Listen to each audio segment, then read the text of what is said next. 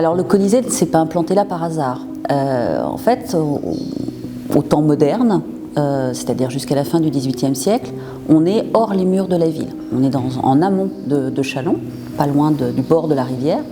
Et finalement, ça n'est qu'au début du XXe siècle qu'on va commencer à avoir des aménagements dans ce secteur, plutôt liés au loisir d'ailleurs, avec une baignade municipale installée dans les années 30, qui se transforme en piscine dans les années 60, à partir du moment où on ne prend plus trop l'habitude de se baigner en rivière, mais dans un bâtiment conçu à cet effet.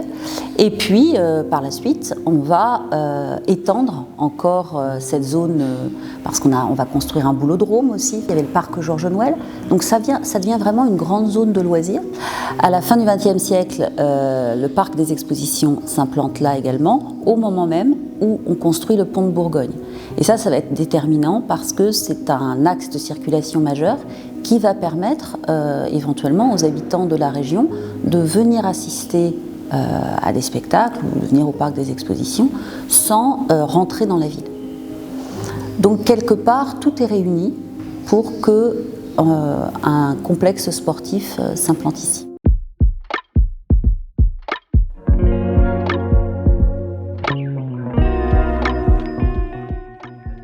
Alors ce projet a fait l'objet d'un concours en 1999. Il était 4 équipes d'architectes retenues pour faire ce concours et Jean Garvillier était le lauréat du projet. Ce Colisée a une caractéristique très particulière. D'abord, c'est qu'il est rond. C'est un chaudron. Et ça, c'était, je crois, une idée très forte parce que l'équipe de l'Élan qui était dans la salle de la Maison des Sports à Châlons, c'était une petite salle où les supporters étaient très près de l'équipe et tout le monde voulait garder un peu cette idée-là, ne voulait pas se retrouver dans une très grande salle un peu perdue. Et donc le chaudron, une salle ronde, c'est la meilleure façon de mettre le public proche des joueurs. Et c'est pour ça que ce projet-là a gagné, pour que chaque supporter soit le plus près de son équipe et soutienne vraiment son équipe. Donc une fois qu'on a décidé que l'ensemble serait rond, un chaudron, il faut se poser la question de savoir comment on le réalise. Et donc c'est une charpente métallique et en son centre, il y a une roue de vélo qui en fait tient toute la charpente.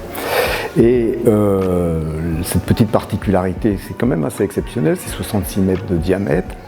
Au moment du chantier, le moyeu de cette roue de vélo a été monté à part, sur des étais, réglés à la bonne hauteur, et la charpente qui fait tout le tour du bâtiment, vient rejoindre ce moyeu en place. Et une fois terminé, on enlève l'étai, et magie, tout tient comme ça. Cette roue de vélo a été imaginée par Marc Malinowski, un ingénieur qui travaille très très souvent avec Jean Garvillier. En fait, cette salle, il faut bien imaginer que c'est un socle en béton et que toute la partie supérieure, c'est une charpente métallique, donc qui se veut à la base très léger. Et ce qui constitue la façade, ce sont des éléments en béton préfabriqués, désactivés, qui ont été amenés de Bretagne. Parce que, en fait, le principe de désactivation de ces éléments en béton fait que l'agrégat qui est dedans est très important. Et en Bourgogne, on a des agrégats qui sont plutôt dans les jaunes roses. Et en Bretagne, on a ces agrégats plutôt gris. Et donc, c'est ce qui donne la couleur du panneau, ce qui était très cher à l'architecte qui est breton. L'idée, c'était aussi que toute cette partie supérieure soit... on a presque l'impression que ça vole et que ce soit très léger.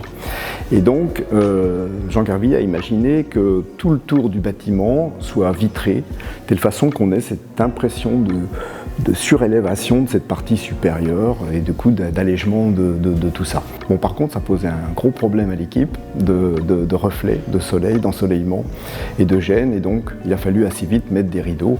Et aujourd'hui, c'est le bandeau rouge qu'on connaît. La salle, une fois terminée, faisait 4000 places environ.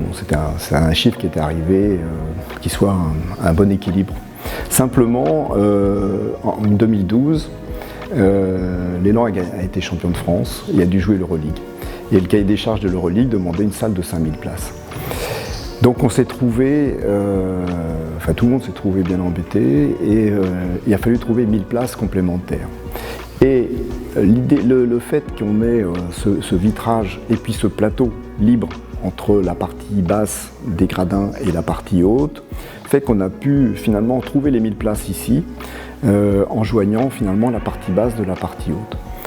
On perdait la luminosité, mais comme elle était de toute façon perdue pour le problème d'ensoleillement, on a trouvé une salle qui finalement est homogène. Ça fait partie des bâtiments qui marquent le territoire, l'environnement, le site, la ville. Et donc, on envisage, au niveau du ministère, c'est fait partie d'une réflexion qui est menée, d'un jour patrimonialiser cet édifice qui vraiment fera date dans l'histoire de Châlons.